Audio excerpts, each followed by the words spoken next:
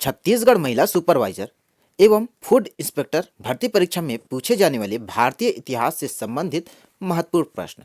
इस वीडियो में one liner MCQ के बारे में बताया गया है, जिससे आपको कम समय में अधिक जानकारी प्राप्त हो सके। तो चलते हैं प्रश्न की ओर। पहला प्रश्न है, सिकंदर के गुरु का नाम क्या था? तो सिकंदर के गुरु का नाम था अरस्तु।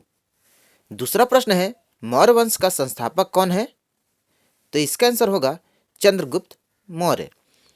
तीसरा प्रश्न है, चंद्रगुप्त मौर्य कौन से धर्म का अनुयायी था? तो चंद्रगुप्त मौर्य किस धर्म का अनुयायी था? जैन धर्म का।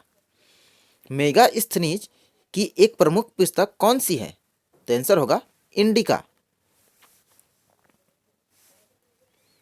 अगला है, अशोक ने अपने पुत्र महेंद्र और पुत्री सघनमित्रा को बौद्ध धर्म के प्रचार के लिए कहाँ भेजा? तो इसका आंसर होगा श्रीलंका। ये वाला काफी इंपॉर्टेंट क्वेश्चन है, तो आप ध्यान में रखिएगा। अगला है, अशोक के शिलालेखों की संख्या कितनी है? तो आंसर है 14। अशोक के स्तंभ लेखों की संख्या कितनी है? तो स्तंभ लेखों की संख्या है 7, जो कि ब्राह्मी लिपि में लिखा गया है। शिलालेखों की बात करें तो 14 है और स्तंभ लेख 7 है, और यह ब्राह्मणी लिपि में लिखा गया है। अशोक किस धर्म का अनुयायी है? तो बौद्ध धर्म का। अशोक बौद्ध धर्म का अनुयायी है। किस अभिलेख को रानी अभिलेख भी कहा जाता है? तो आंसर होगा कौशाम्बी अभिलेख को। भारत में सोने के सिक्के सबसे पहले किसने चलाए? सोने के सिक्के सबसे पहले हिंद यूनानियों ने चलाए। भारत का आइंस्टीन किसे कहा जाता है? तो आंसर है नागार्जुन को। और इनकी जो पुस्तक रही माध्यमिक सूत्र। भारत का आइंस्टीन नागार्जुन को कहा जाता है। अगला प्रश्न है, रेशम बनाने का आविष्कार सबसे पहले कहाँ हुआ था? तो इसका आंसर हो जाएगा चीन में हुआ था। और कागज भी सबसे पहले चीन में ही बना था, याद रखिएगा, ठीक है। किसे लाइट ऑफ एशिया के नाम से जाना जाता है? तो गौतम बुद्ध को लाइट ऑफ एशिया के नाम से जाना जाता है। तीर्थ बौद्ध संगीत के किसके शासन काल में हुआ? तो तीसरा जो बौद्ध संगीत था किसके शासन काल में हुआ? तो शासक था अशोक। और कहाँ पर हुआ था? पाटलिपुत्र में। अगला प्रश्न है, गौतम बुद्ध को किस वृक्ष के नीचे ज्ञान की प्राप्ति हुई थी? तो आंसर होगा पीपल के वृक्ष के नीचे। अगला प्रश्न देखते हैं, एलोरा के प्रसिद्ध कैलाश मंदिर का निर्माण किसने कराया? तो एलोरा के प्रसिद्ध कैलाश मंदिर का निर्माण कराया था राष्ट्रकूटों ने। और एलोरा के जो मंदिर है वह कहाँ पर है? तो महाराष्ट्र में है।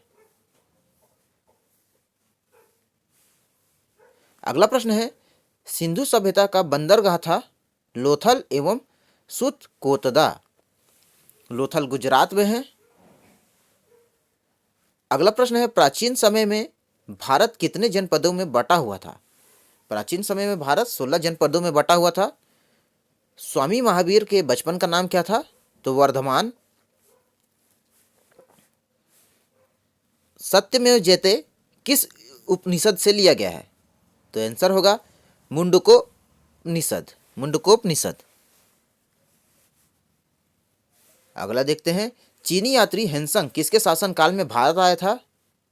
तो आंसर होगा हर्षवर्धन के शासनकाल में और 629 ईस्वी में। कृषि का आविष्कार किस काल में हुआ था?